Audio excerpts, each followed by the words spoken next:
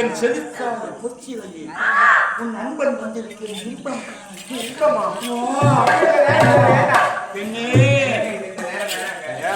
எந்த நேரமா இருந்தா இன்னாடி உன்னை பார்க்கும் போது எப்படி இருக்கிறது தெரியுமா? ஐயா பெண்ணே, அது போது என்ன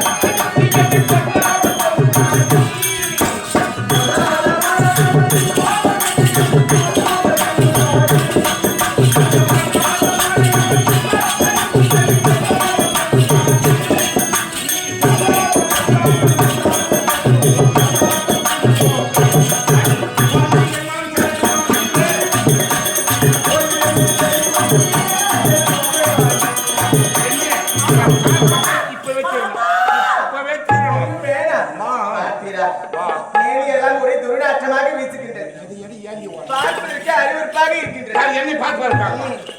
ஏய், நான் உன்னை சேரணும். அதுக்கு என்ன செய்யணும்? அனைத்தும் எச்சில் பெண்ணே, நான் கற்ப ஒரு காலங்கள் ஈசனுக்கு தவம் செய்தேன். அந்த தவத்தின் மகிமையால் என் மீது பட்சிகள் மிருகங்கள் அனைத்தும் எச்சரித்து விட்டன. அந்த வீசுகிறது. இப்ப நான் என்ன பண்ணலாம் ஏற்றுக்கொள்வா? எங்கேயாவது குளிச்சுட்டு வாங்க. இதானே நீராடி விட்டு வாருங்க. இதானே உங்களை சேர்க்கிறேன். அப்படியா? தொடக்கூடாது. தொட்டா வலிக்கும். இதோ வலிக்கிறேன். இவன் செல்லும் இடத்தில் இந்த பிரபஞ்சத்தில் எங்கும் ஜலம் இல்லாமல் என் தங்கை இருக்கின்றாள் கங்கா தேவி. எங்கும் நீர் இல்லாமல் இப்பொழுது என்னுடைய மாய்கையால் மாற்றுகின்றேன். உலகம் முழுவதும் போய்விட்டேன். ஒரு சொட்டு தண்ணி கிடைக்கல. தண்ணி இல்லாத சேரவே முடியாது. ஐயோ, நான் எப்படியாவது ஒண்ணு அடையணும். உங்களுக்கு தண்ணி எதுவுமே கிடையாது. உலகத்துல கிடையாது. ஆமா, நான் ஒரே வழி சொல்றேன். நீ சொல்லு. மாடு கால் தடம் படித்து இருக்குது அல்லவா? மாட்டான் குழம்பு. அந்த குழம்படியில் இருக்கிற நீரை கூட எடுத்து கையில எடுத்துக்கிட்டு வாங்க. எடுத்துக்கிட்டே வாங்க. எடுத்துக்கிட்டு வாங்க. நான் சொல்லும்போதுதான் தெளிக்கணும்.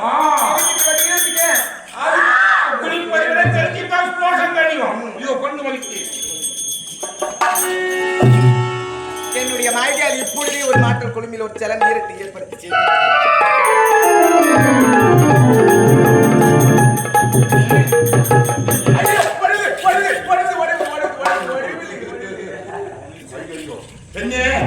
அவங்க சென்று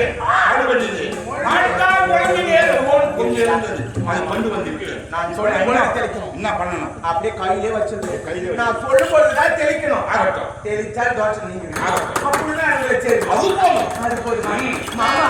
மாமா இந்தவே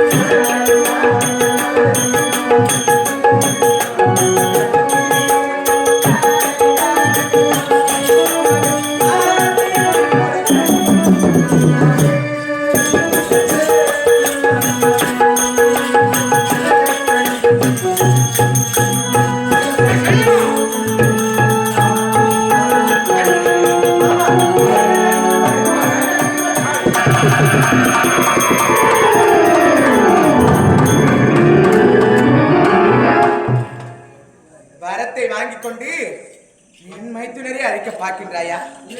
உன்னை விடுவேனா? விடவே மாட்டேன். உன் வரத்தால் தன் கையால் தானாகவே கெட்டான் பத்மாசூரன். அவன் அகந்தை அழிந்தது, அவன் ஆணவம் அழிந்தது, வீரோடு அழிந்து விட்டான். இந்த சந்தோஷமான விஷயத்தை நம் தங்கையிடம் சொல்ல வேண்டும். இருந்தாலும் மைத்துனர் எங்க இருக்கின்றார் என்று தெரியவில்லையே. எங்கே இந்த ஐவேல காட்டில் ஒரு கொட்டைக்குள் புகுந்து இருக்கின்றார் என்று உரைத்தார். மைத்துனா, மைத்துனா,